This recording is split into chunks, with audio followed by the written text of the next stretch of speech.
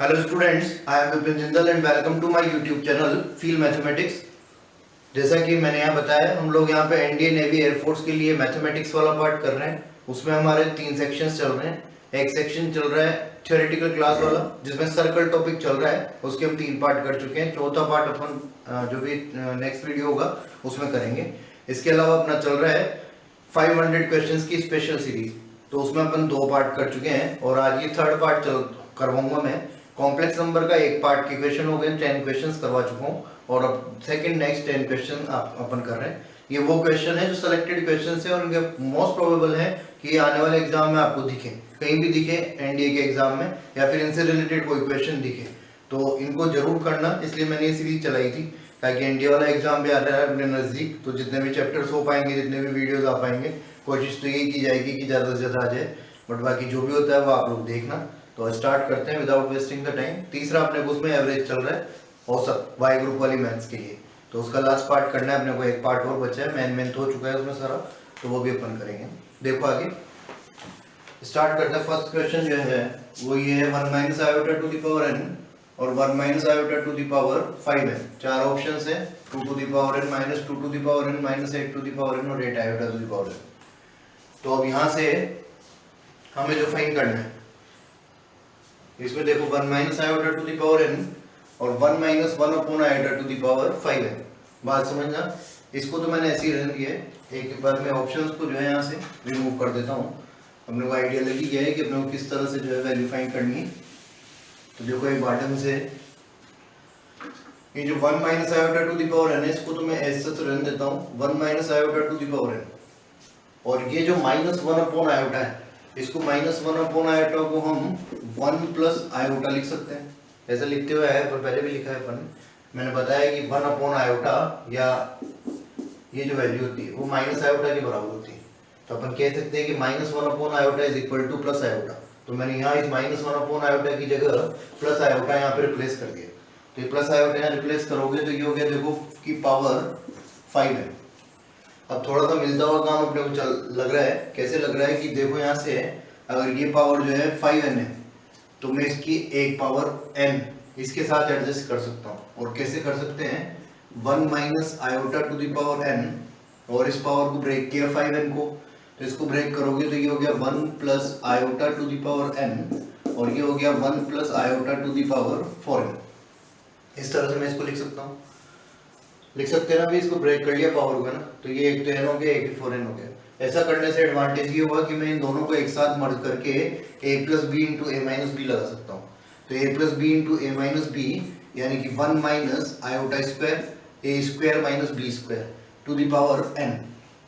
और इधर जो है मैं इसको लिख देता हूँ 1 प्लस आयोटा का square to the power 2n। हाँ या ना, ये पावर 4n थी, 4n में से क्या कर दिया मैंने, ऐसे लिख दिया। मैं बता चुका हूँ पावर्स आपस में मल्टीप्लाई हो जाती है और अपन इसको ऐसे भी लिख सकते हैं। तो ये 4n था, उसको मैंने लिख दिया 2 टू द पावर 2n। अब देखो यहाँ से आयोटा स्क्वायर की वैल्यू -1 होती है, तो आयोटा स्क्वायर -1 होगा तो ये -1 इधर आके +1 हो जाएगा। +1 हुआ तो ये हो गया अपना 2 टू द पावर n। ये 2 टू द पावर n बन गया। इधर आ जाओ, 1 प्लस आयोटा का स्क्वायर पूरा चैप्टर कर चुके हैं, कॉम्प्लेक्स नंबर बहुत अच्छे से, वीडियोस देख लेना आप लोग वहां जाके। 1 प्लस आयोटा का स्क्वायर का मतलब हो गया +2 iota, a square plus b square plus 2ab। तो एक तो 1 से -1 कट जाएगा, बी स्क्वायर में -1 बनेगा, तो +1 से -1 कटा, बीच में बचा 2 आयोटा, तो 2 आयोटा बचा, तो 2 iota to the power 2n, 2 iota to the power 2n, इस तरह से लिख सकता हूँ। तो देखो फाइनली अपन ऐसे इसको अरेंज करें तो यहाँ से अपना बन गया ये, इसको मैं लिख दूँ ऐसे इस तरह से इस फॉर्मेट में। ये तो 2 टू द पावर n हो गया अपना, यहाँ से अपन इसको लिख रहे हैं तो 2 टू द पावर n हो गया। इसको मैंने इस तरह से लिखा और ये हो गया 2 इस तरह से 2 iota to the power 2n। इसको मैं आगे बढ़ा के 2 टू द पावर n, ध्यान से देखोगे ये 2 iota to the power 2n है, तो मैं इसको ऐसे लिख दूँ क्या, 2 iota square to the power n। वापस से जैसे 4n को 2 टू द पावर 2n लिखा था, वैसे कि 2n था, इसको मैंने स्क्वायर और n लिख दिया। पावर्स आपस में मल्टीप्लाई हो जाती है इसलिए, ताकि मैं आगे सोल्व कर पाऊँ।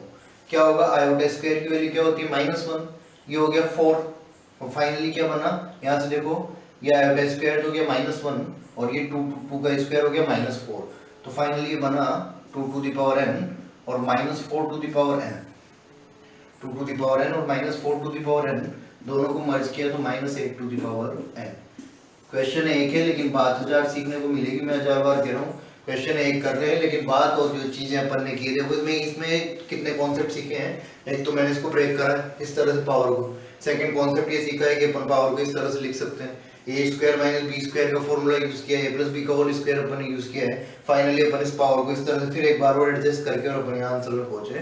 तो आंसर हो जाएगा इसका -8 to the power n। Next question देखो एक बार, इसमें ये बहुत इजी क्वेश्चन है। 1 - iota to the power n is equal to 2 to the power n। 1 - iota to the power n is equal to 2 to the power n। तो ये देखो, ये अगर मैं बात करता हूँ कि ये 2 बने इस जगह पे, ये वैल्यू, तो वैल्यू 2 बने, तो ये अपन जनरल देख रहे हैं यहाँ से कि अगर मैं इसको ऐसा करना चाहता हूँ, इस तरह से ऐसे लिख दूँ मैं इसको, तो यहाँ से एक जनरल कंपैरिजन अपन करें कि ये 2 बन जाए इस तरह से। तो 2 बनने के लिए मैं इसको एक बार ऐसे लिख देता हूँ, देखो 1 - iota का whole square to the power n/2 is equal to 2 to the power n। ऐसे मैंने लिखा, ऐसे लिख सकते हैं। पावर 2 थी तो मैंने पावर स्क्वायर किया तो n/2 इधर कर दिया। ऐसे स्क्वायर करने से क्या होगा, इसको जब ओपन करोगे तो a - b का होल स्क्वायर बनेगा। तो यहाँ फाइनली आ जाएगा -2 iota to the power n/2 is equal to 2 to the power n, इस तरह से। तो यहाँ से अगर मैं कंपेयर करता हूँ तो सीधी सी बात है, अगर ये दोनों बराबर होने हैं तो अपने को क्लियरली दिख रहा है कि यहाँ पे n की वैल्यू क्या होनी चाहिए, 0 होनी चाहिए, क्योंकि इधर क्या है, इमेजिनरी पार्ट भी आ रहा है और इधर रियल पार्ट है। और भी तरह से अपन इसको ब्रेक कर सकते हैं। तो मैं डायरेक्टली तुम्हें दिखा रहा हूँ कि मुझे ये पता चल गया कि इधर इमेजिनरी पार्ट यहाँ पे इंक्लूडेड है। तो ऑब्वियस सी बात है कि ये जो पावर है, ये जो पावर ऐसे तो कभी बराबर नहीं होंगे। कब बराबर होंगे, जब ये वैल्यू जो है इसके बराबर हो जाए। तो मैं ऐसे लिख सकता हूँ इसी चीज को, तो इसी चीज को ऐसे लिखोगे तो यहाँ से देखो अपन कंपेयर करें तो ये डायरेक्टली कह सकता हूँ कि n की वैल्यू क्या हो जाएगी, 0। तभी जो किसी की भी पावर 0 हो तो ये भी 1 दे देगा वैल्यू, और इसकी पावर भी अगर 0 होगी तो ये भी वैल्यू क्या दे देगा, 1। तो हम option C is correct, n की वैल्यू क्या हो जाएगी, 0। Next, a + 1/a is equal to 2 cos alpha, ये लिखा हुआ है ना, और b + 1/b is equal to 2 cos beta. हमें जो वैल्यू फाइंड करनी है वो ab + 1/ab की फाइंड करनी है, इस तरह से। तो पहली बात ये है कि ab + 1/ab निकालोगे तो ये जो डेटा गिवन है अपने को यहाँ पे, इससे तो बहुत कॉम्प्लिकेशन होगा। कॉम्प्लिकेशन का मतलब गलती नहीं करनी, जो मैं समझाना चाह रहा हूँ बात समझोगे। इस क्वेश्चन के जो आंसर है, ऑप्शंस जो है वो इस फॉर्म में 2 cos alpha + beta, 2 cos alpha - beta, 2 sin alpha + beta, 2 sin alpha - beta. तो यहाँ से ऐसा नहीं करना है। आगे इस टाइप के इस क्वेश्चन की बात नहीं है, कहीं भी क्वेश्चन मिले ये गलती नहीं करोगे कि मैं इसको इससे मल्टीप्लाई करूँगा। इससे इससे मल्टीप्लाई करोगे तो ए बी भी बनेगा, 1/ab भी बनेगा, बट बीच की कुछ टर्म्स भी बनेगी, तो उनको सोल्व करना कॉम्प्लिकेटेड हो जाता है। तो इसीलिए क्या करेंगे, देखो मैं जो बात समझा रहा हूँ वो समझोगे। a + 1/a इस तरह से अगर लिखते हो इसको, a + 1/a is equal to 2 cos alpha, अगर ये लिखा हुआ है मान, तो पहली बात ध्यान से देखने की ये है कि अगर a जो है, इस a को मैं मान लूं cos alpha + iota sin alpha, और b को मैं मान रहा हूं एक बार cos बीटा, अभी मैं समझा रहा हूं, plus iota sin beta. Complex number चल रहा है तो मैंने cos alpha cos theta + iota sin theta की फॉर्म में लिख लिया। लिख तो लिया है लेकिन अपन इसको वेरीफाई भी करें कि ऐसा है क्या। हम लिख तो देंगे लेकिन इसको वेरीफाई भी तो करना पड़ेगा अपने को कि ये ऐसा है क्या। कैसे वेरीफाई करोगे, a + 1/a 2 cos अल्फा होना चाहिए, और मुझे पता है कि अगर मैं 1/a की बात यहाँ से करता हूँ, सपोज करो, तो 1/a की बात करोगे तो 1/a का मतलब मैं इसको ऐसे ही तो लिखूंगा, 1/cos alpha + iota sin alpha. Solve करने के लिए क्या करें, ऊपर नीचे इसके कॉन्जुगेट से मल्टीप्लाई कर दें, cos alpha - iota sin alpha, और नीचे भी मैं क्या कर दूं, multiply by cos alpha - iota sin alpha. यही करेंगे भाई। ऐसा करने से नीचे तो a² - b² से +1 बन जाएगा, और ऊपर फाइनली बचेगा cos alpha - iota sin alpha. तो कहने का मतलब ये है कि अगर मैं यहाँ से एक 1/a की वैल्यू फाइंड करता हूँ तो 1/a की वैल्यू आ जाएगी cos alpha minus iota sine alpha. अब चेक कर सकते हो, वेरीफाई कर सकते हो कि a प्लस 1/a जब करेंगे, a प्लस 1/a करा तो a की वैल्यू क्या मानी थी cos अल्फा और 1/a की वैल्यू ये है। तो अगर मैं इन दोनों को ऐड करूँ तो क्या बनेगा 2 cos अल्फा, और अगर इन दोनों को ऐड किया तो ये दोनों तो क्या हो जाएंगे कैंसिल आउट। तो सेम ऐसे ही 1/b जब निकालेंगे तो 1/b में भी क्या बनेगा cos beta minus iota sine beta. तो ये कंडीशन फुलफिल हो रही है। अब मुझे बस केवल यहाँ से ab प्लस 1/ab निकालना है। तो ab प्लस 1/ab के लिए इन दोनों को मल्टीप्लाई कर लो, इन दोनों को ab निकाल लो, 1/ab तो वैसे जाएगा। ab निकाला देखो मैंने, तो ab हो जाएगा, पहले मैं इसको इससे मल्टीप्लाई कर दूँ तो cos अल्फा को पहले इससे मल्टीप्लाई किया तो ab is equal to cos alpha cos beta plus cos alpha iota sine beta plus अब इससे करा iota sine alpha cos beta, इस आयोटा साइन अल्फा को इससे किया तो साइन अल्फा और साइन बीटा, साइन अल्फा और साइन बीटा। देखो यहाँ से ये cos alpha cos beta minus sine alpha sine beta, cos a cos b minus sine a sine b is nothing but cos alpha minus beta. Similarly sine a cos b plus cos a sine b, तो मैं इसको लिख सकता हूँ plus sign iota की जगह iota रहेगा, इन दोनों को लिख रहा हूँ, देखो आयोटा यहाँ पे भी आयोटा यहाँ पे भी है, आयोटा कॉमन लिया तो sine a cos b plus cos a sine b, यानी कि मैंने इसको लिख दिया iota sine alpha plus beta. ऊपर वाली थ्योरी जो मैंने समझाई अभी उससे जस्ट मैं क्या लिख सकता हूँ 1/ab लिख सकता हूँ। 1/ab में ये साइन चेंज हो जाएगा, अभी बात कर चुके हैं, तो क्या बन जाएगा cos alpha minus beta minus iota sine alpha plus beta.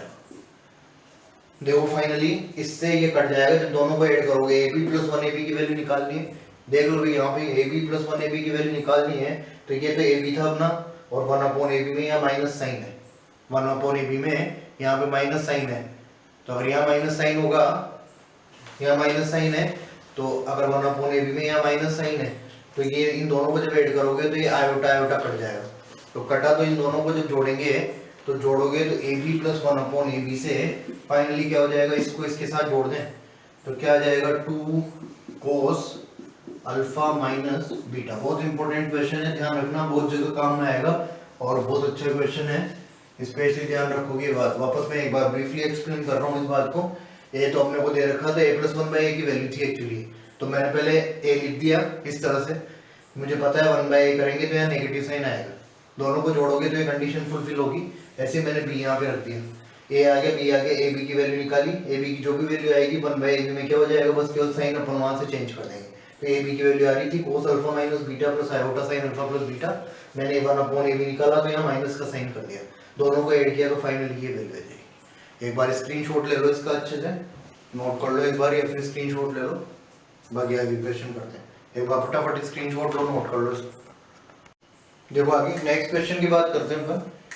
बहुत अच्छा क्वेश्चन है और मोस्ट प्रोबेबल है, इंपॉर्टेंट फॉर एनडीए, लिख लेना अभी यहाँ पे, अगर क्वेश्चन आया तो इससे चाहेगा ऐसे कैसे, ध्यान सुन लेना ये बात।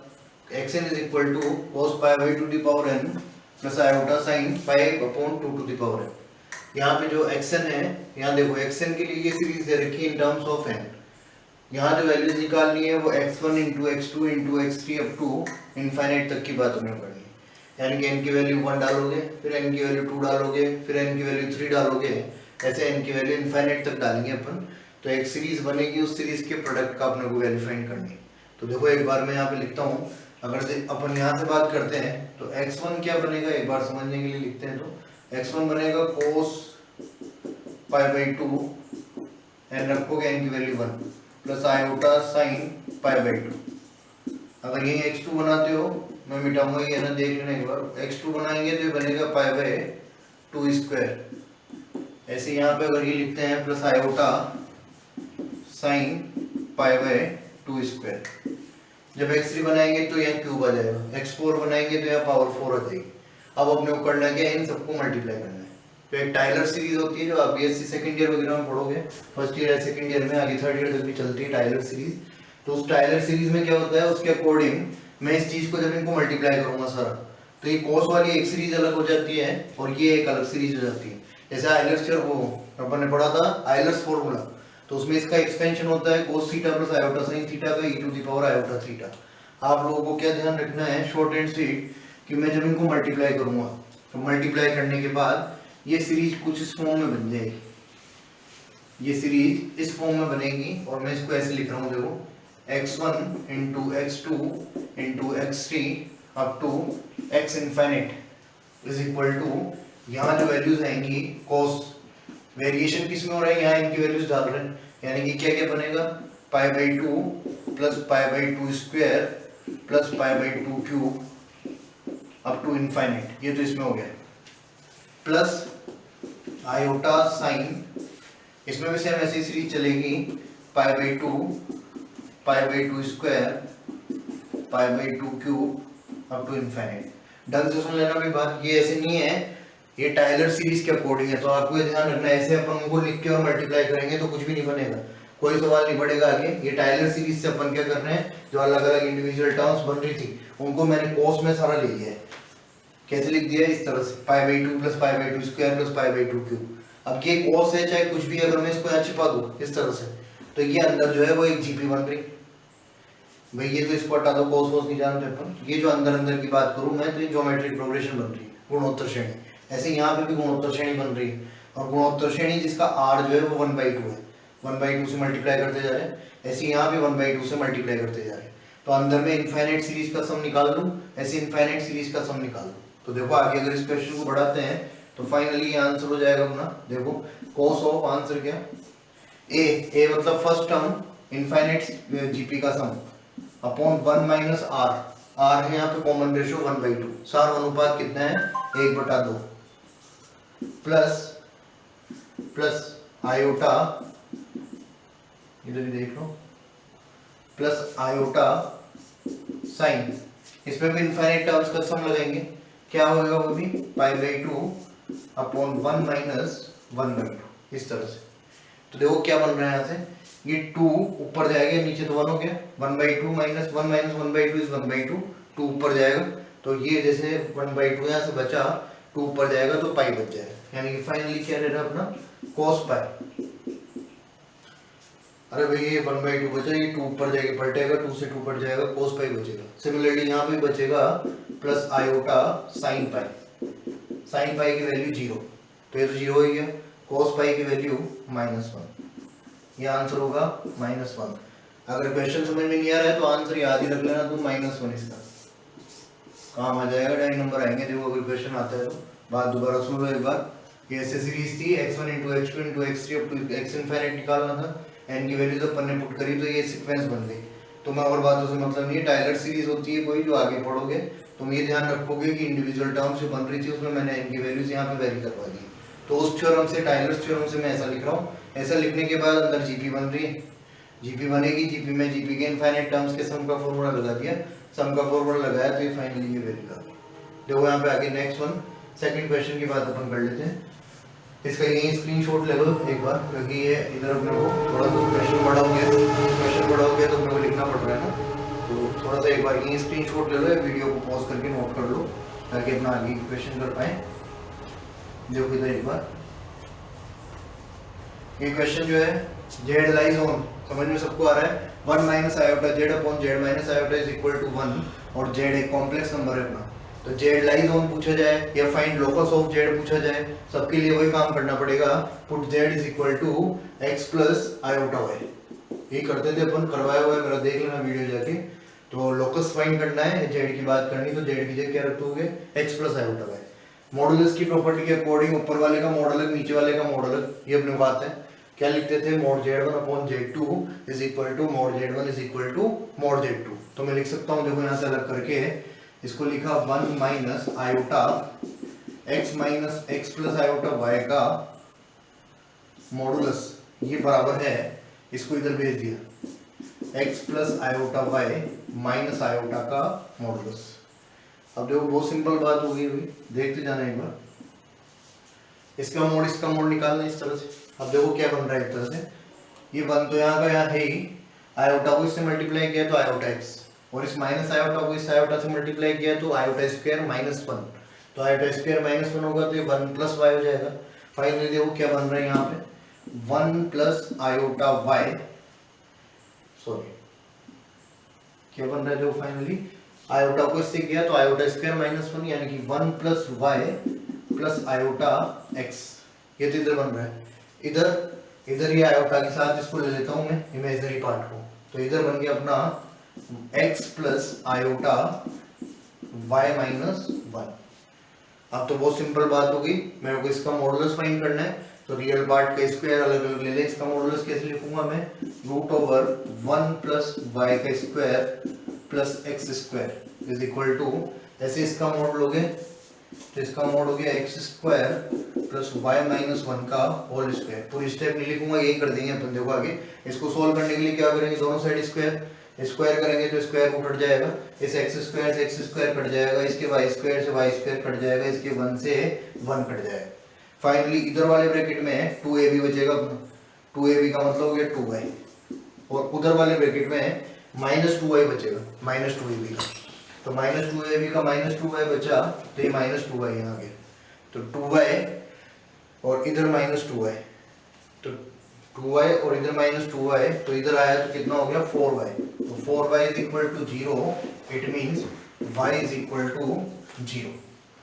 तो क्या बनेगा अपना y बराबर 0, तो अगर y बराबर 0 है, y बराबर 0 is equation of x axis, तो x अक्ष की समीकरण होगी तो z लाइज ऑन किस पे लाई करेगा भाई, आंसर हो जाएगा अपना x एक्सिस, किस पे लाई करेगा, x अक्ष पर। बहुत अच्छा क्वेश्चन है, ध्यान रखना, ये सारे क्वेश्चन ही अच्छे हैं, इनको भी कर जाओगे अगर तो भी आधे से ज्यादा काम हो चुका होगा तुम्हारे ऊपर। इजी क्वेश्चन आते हैं तो वो मैं वहां पे ले चुका, जो अपन ने कॉन्सेप्ट क्लासेस किए हैं वहां पे मैंने लिए हैं, उसके बाद मैंने जब चैप्टर खत्म हुआ है तो सबके प्रैक्टिस क्वेश्चन और डाले हुए हैं, तो आप वो भी कर लोगे, उसमें आपका 70% पेपर का काम हो जाएगा। ये जो मेहनत अपन कर रहे हैं 30% के लिए कर रहे हैं, और इनमें से अगर कोई सवाल आया तो 90% चांसेस है कि वो सच आएगा जैसे कि जैसे, तो करके देखना, और नहीं भी आएगा तो उससे रिलेटेड कोई सा भी क्वेश्चन आएगा तो अपन कर पाए। आगे देखो नेक्स्ट वन देखना, इसमें ये बहुत इजी क्वेश्चन है, ये mod z minus 4 mod z minus 2, ये ऐसा क्वेश्चन करने के बाद अपन वो भी कर सकते हैं।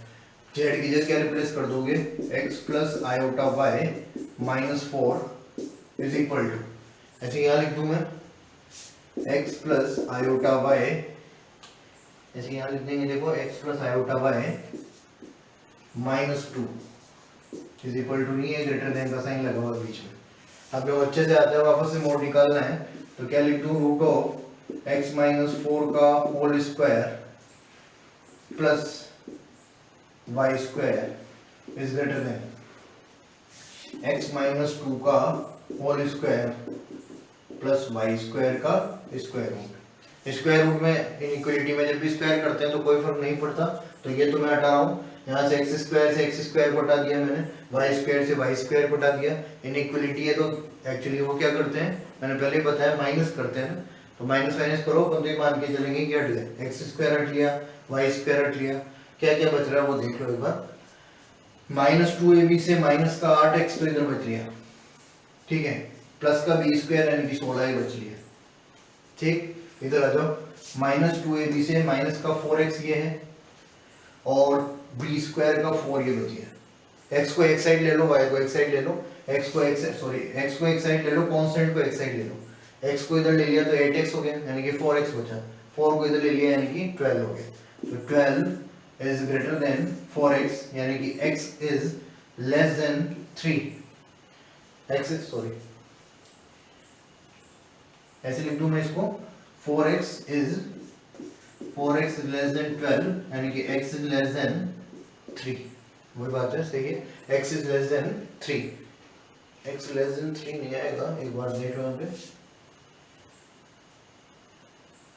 इसको इधर भेज रहे हैं अपन, तो इसको इधर भेजा तो प्लस 16 और ये माइनस 4, सॉरी ये आइडेंटिटी यहाँ पे लेस देन थी, अपन ने गलत लगा दिया, ये लेस देन है ना, ध्यान रखना, ये लेस देन थी क्वेश्चन में, ये लेस देन चल रहा है ना, तो अगर ये लेस देन होगा तो ये साइन भी जो अपना हो जाएगा, देखो इसको उधर भेजा, इसको दोबारा देख लेना, इसको इधर भेजा अपन ने तो उधर गया, तो देखो यहाँ से 8x इधर आया तो 4x तो प्लस का इधर, और ये इधर आएगा तो 12, ये हो जाएगा अपना, यानी कि फाइनली मैं इसको लिख सकता हूँ, ये जो आइडेंटिटी चल रही है अपनी, तो इसको मैंने लिखा 4x is greater then 12, it means x is greater then 3, और x ग्रेटर देन 3 का मतलब जो कॉम्प्लेक्स नंबर है अपना z, उसमें x क्या होता है, z is equal to x plus iota y, तो x का मतलब क्या होता है, x होता है अपना रियल पार्ट ऑफ z, तो मैं लिख सकता हूँ real part of z, x की जगह लिख सकते हो रियल पार्ट ऑफ z, तो real part of z will be greater than 3, option D is correct. बहुत इंपॉर्टेंट क्वेश्चन है, ध्यान रखना बेटा, यहाँ तक स्क्रीनशॉट ले लो, नोट कर लो, फिर आगे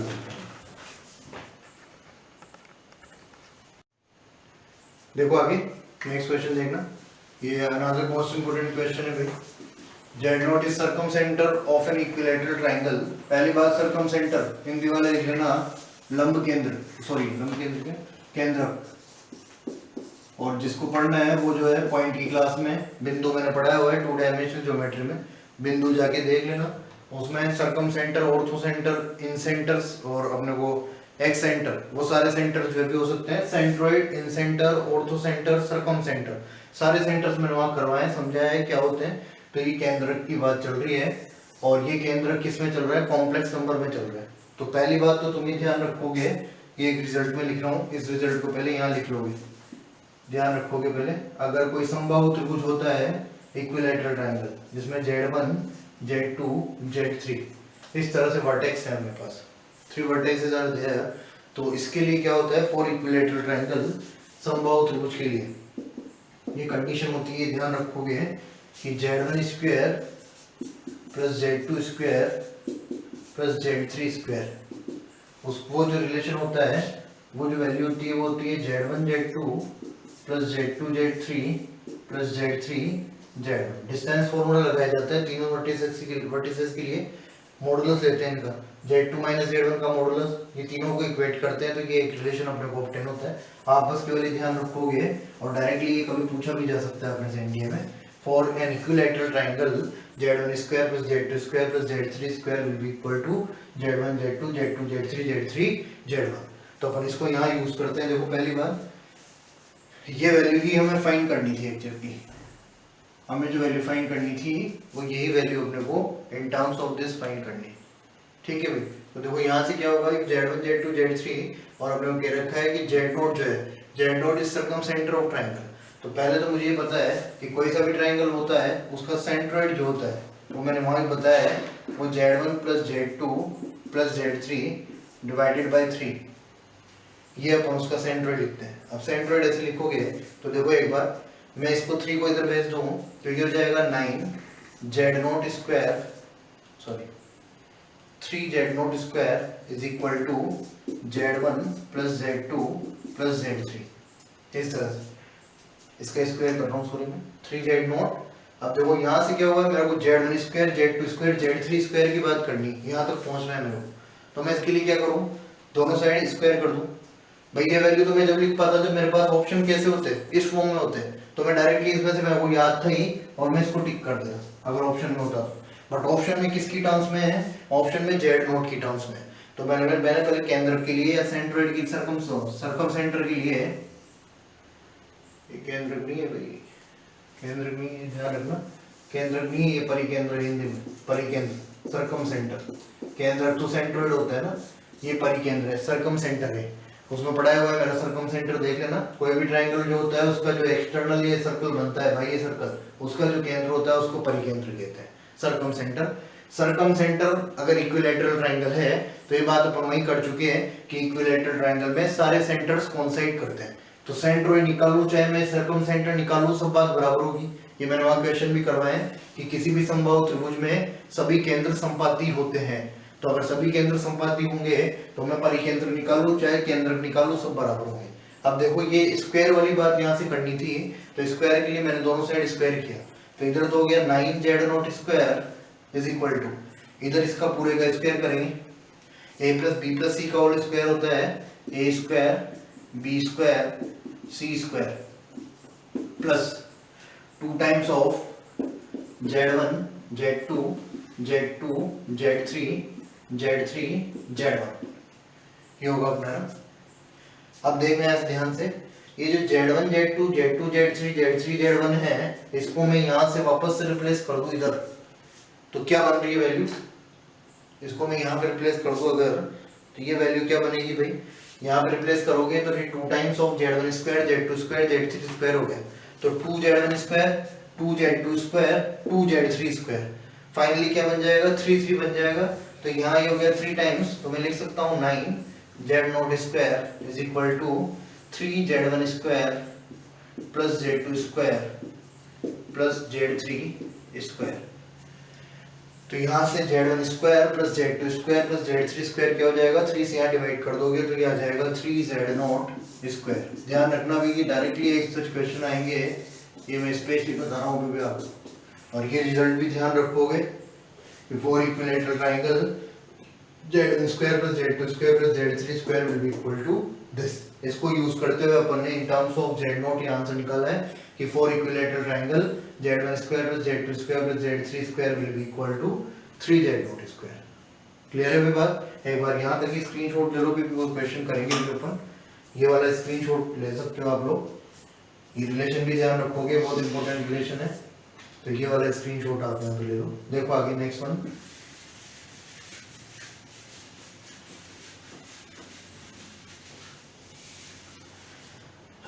देखें यहाँ से देखना एक बार ध्यान से, find area of triangle obtained by joining complex numbers z iota z z plus iota z।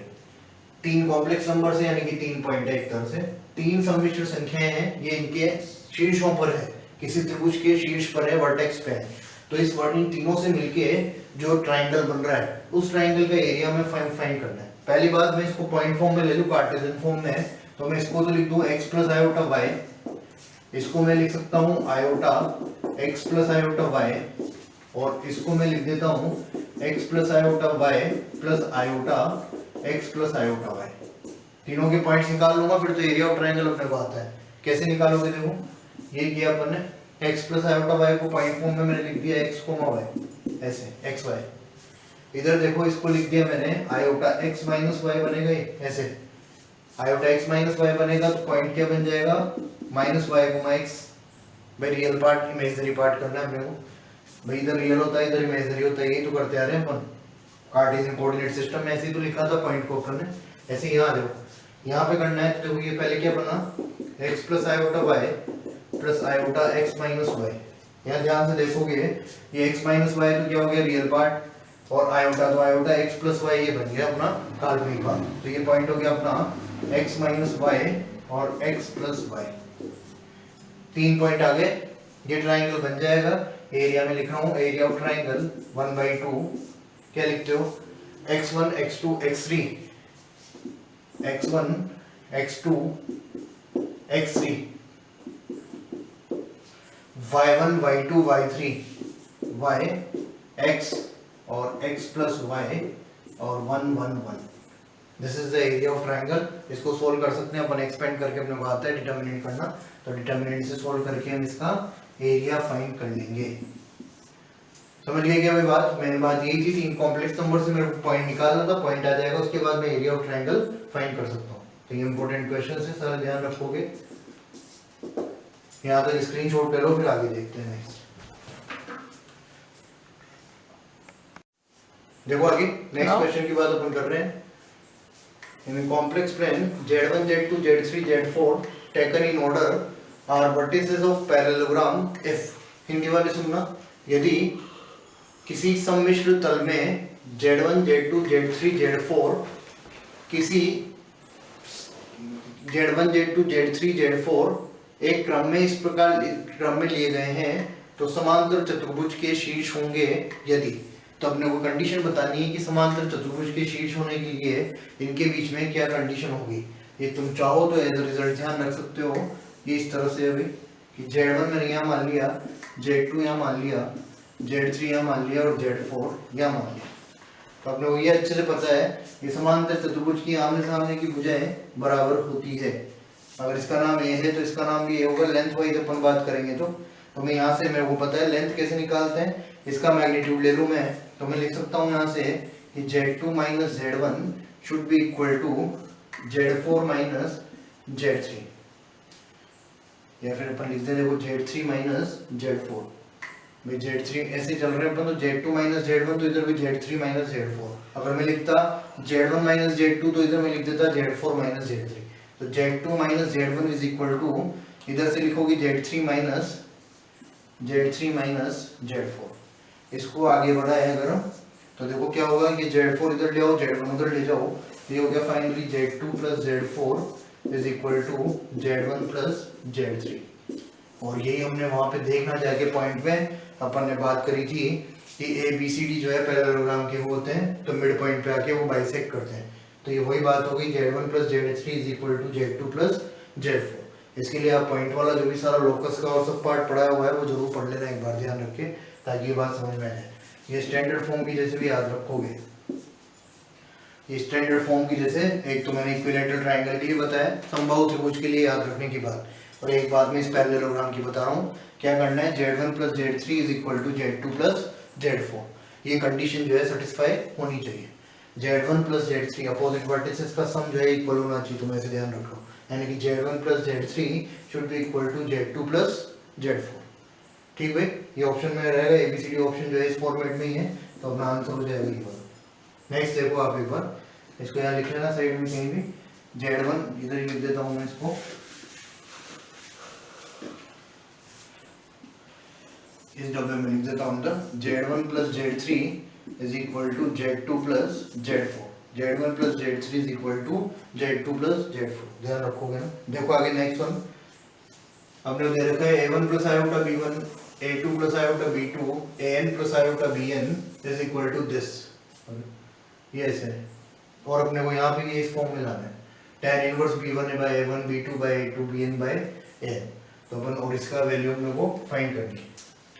तो सबसे पहली बात तो अपन ये दिमाग लगाएंगे कि एक तो मेरे को यहाँ पे के बीच में प्लस साइन चाहिए, और प्लस साइन से पहले भी मैं ये दिमाग लगाऊंगा कि मैं इस जगह से tan में कहाँ से पहुंचूं। तो tan में अगर पहुंचना है तो मुझे पता है मैं दोनों साइड आर्ग्यूमेंट ले लूँ, मतलब इसका आर्ग्यूमेंट ले लूँ दोनों साइड का मतलब। तो अगर मैं इसका आर्ग्यूमेंट लेता हूँ, ऊपर वाले सवाल की बात कर रहा हूँ, अगर मैं इस ऊपर वाली जो इक्वेशन है अपनी, इसका आर्ग्यूमेंट ले लेता हूँ ऐसे, तो इसका आर्ग्यूमेंट लिया तो क्या लिखोगे, आर्ग्यूमेंट ऑफ ये पूरा A1 plus iota B1, A2 plus iota B2 and so, और उधर भी आर्ग्यूमेंट लोगे तो इधर लिखेंगे argument of A plus iota B, इस तरह से। आर्ग्यूमेंट का मतलब, आर्ग्यूमेंट की प्रॉपर्टी अपन ने पढ़ी थी, अगर यहाँ अंदर गुणा में है, क्या बताया था मैंने, argument of Z1 into Z2 into Z3, argument फलन हमेशा लॉग की तरह चलता है, तो log m इंटू n अपन लिखते हैं log m plus log n, तो यहाँ पे सब में प्लस लग जाएगा, तो प्लस लगेगा तो मैं इसको लिख सकता हूँ argument of this plus argument of this plus argument of this, ऐसे लिख सकते हो।